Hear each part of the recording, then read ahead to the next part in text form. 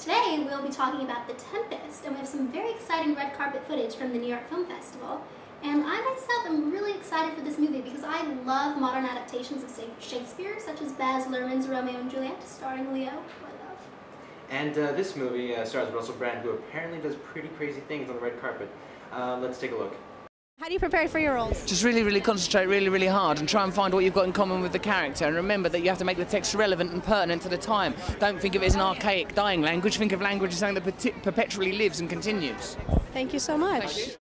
Well, great. We're all so excited to see that movie. And I know those of you who watched last week heard about some specials we were having at SOFA for the Focus Features film. It's kind of a funny story. And our correspondent, Katie, was actually fortunate enough to see that movie. So, Katie, what did you think? Well, I really loved it, and I know a lot of us here at SOFA did.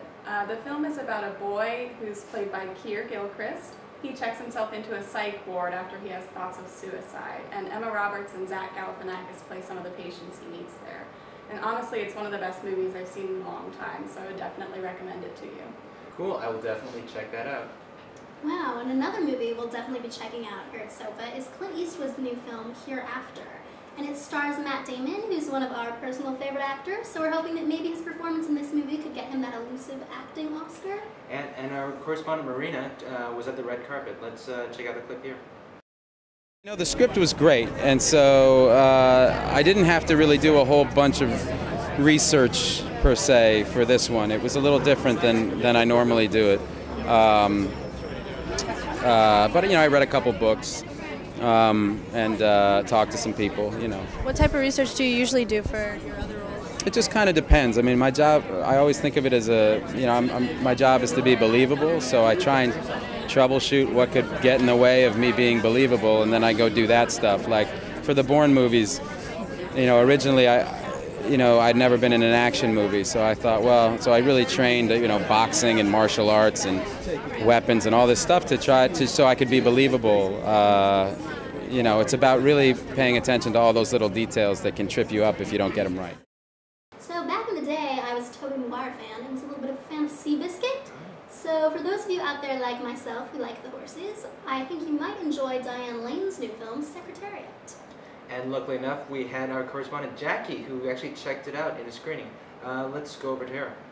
Hi, Paul and Anna. I'm Jackie. Last night I went to see the movie Secretariat. It's about a horse that wins the 1973 Triple Crown, a feat that hasn't been duplicated since. Diane Lane plays Penny Chenery, Tweety, a housewife that takes over her ill father's farm and decides to race the horse, the Secretariat. Lucien Lauren, the horse trainer, is played by John Malkovich, who provides for some comic relief in the film. Director Wallace Stevens focuses a lot on the story of Penny Chenery, played by Lane, and it sort of detracts a little bit from the film in that the story is more about the horse, but in the film, the story focuses about Lane and her motivational speeches and trying to make it in a man's racing world. But Director Wallace Stevens does a really fabulous job with the horse racing scenes.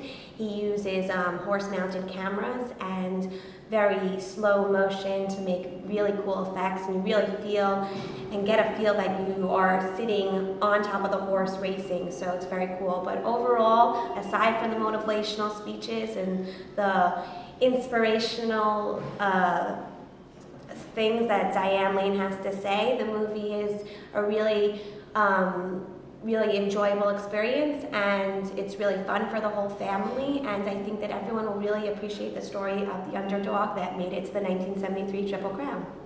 Cool. Very cool.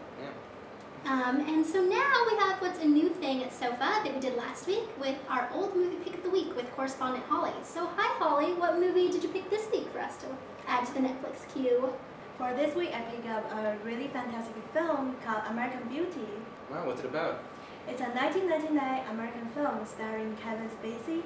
It tells the story of a middle-aged office worker, and he has a middle-life crisis when he becomes infatuated with his teenage daughter's best friend, Angela. Ooh, intrigue. And another noteworthy thing about this film is that a rose appears in many things, and you have to check out for its symbolic meanings. I'm sure that'll intrigue all our English majors out there. Definitely. And that wraps up another Movie Mondays here at SOFA. I'm Paul. And I'm Anna, and we'd like to thank our correspondents Katie and Holly for their great picks this week. And as always, we'll see you next week. Good night.